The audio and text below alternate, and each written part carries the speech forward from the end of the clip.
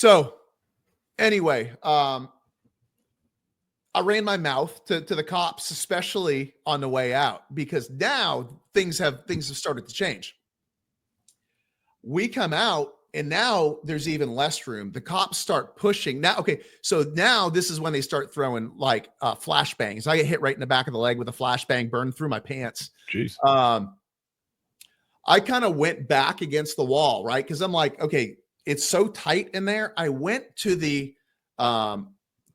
doors, sort of like right where we went in, and they were closed. But there was this one little window that was open, and there was this one guy that he was like kicking the door, kicking it. And I was like, dude, like chill out. Okay. And so I kind of looked and I'm like, so I kind of looked in this open window from about just a few feet away, glanced in. The moment that I glance in this thing, I just get doused. Right. And I'm positioning myself. So I'm intentionally not in the crowd, and they spray me. That was miserable. I went through tear gas chambers before. Whatever that was on a whole other level. I don't want to do that again. Right on.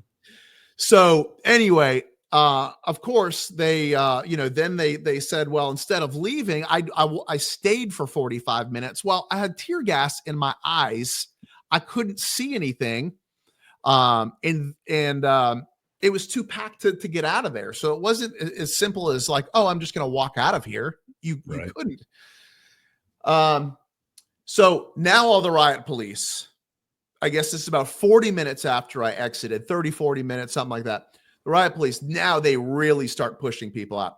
And I'm seeing them beating people. There was an elderly man next to me that was not fighting. He wasn't doing anything. Was simply, I mean, quite frankly, I don't know how it wasn't me that they weren't beating. But so now I'm starting yelling at the cops because they're beating this dude on the head. His face was covered in blood, right? And then he's like turning and they're hitting him in the back. And I'm like, what are you doing? And this is the point now for the following 2 years until I got arrested. I was very close to what a lot of people were going to prison for assault for, right? Because a lot of the guys that are charged with assault were doing something like they put their hand on a bike rack that then had moved and hit a cop. Or, that people joke around and say, yeah, I got charged with assault because I assaulted my face assaulted a cop's fist, right? So as they're hitting this guy, and I'm like, I turn around and I get in this guy's face and I'm like, what are you doing? Like, this is shameful what you're doing right now. We can't move. We were 100% peaceful and you're hitting us. You're pushing us. You're shooting us. And so he continued to hit him, but I stopped, right? They tried to make a big deal about this. And even my judge said, you're very lucky that you weren't charged with assault. And then, my lawyer, after she argued, she's like, you can't get charged with assault if you don't assault somebody. But they were trying to make the argument that my posture was assaultive, is what they said. That my posture was assaultive. I can't really argue against that. Right. My argument is it's not illegal to have an assaultive posture, as far as I know, right? Yeah. But they're indiscriminately beating people, shooting people, lobbing grenades at people. Who wouldn't be angered at that, right? I mean, yes. It was a powder keg, and it was a gasoline, and they threw a match in. Right. So we go off. Now we're on the side. There I started recording and taking some pictures, which I later deleted. The only thing that I ever saved was the video of the police escorting us in. And I saved that because I'm like, that will come in handy. And so I got it off my phone. I put it on a thumb drive. I gave the thumb drive to a friend who was an attorney, but not representing me. I had him stashed in like the four corners of the earth.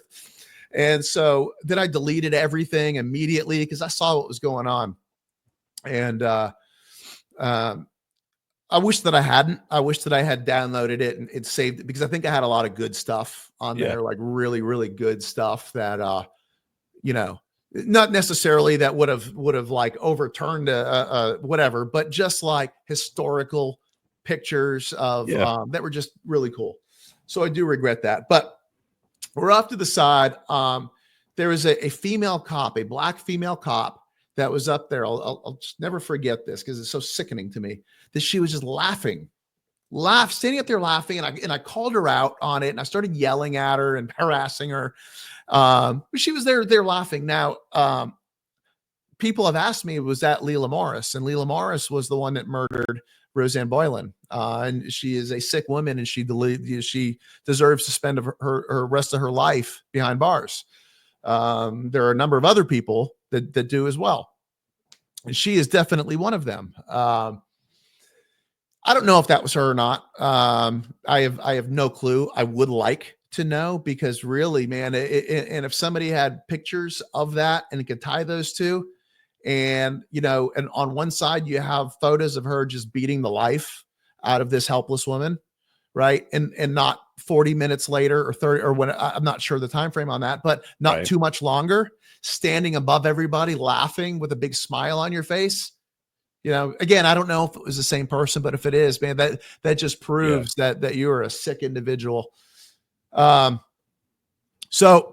I get back, and it didn't really bother me a whole lot, like for the first month. And there's some other stuff that I'm leaving out, just because that there's some more personal, private stuff, nothing weird at all. Yeah. That led up to this, that I think it would take me a long time to put into context, that people just wouldn't care about. So I'm sort of like trying to figure in my head, like, how do I explain this to where it makes sense?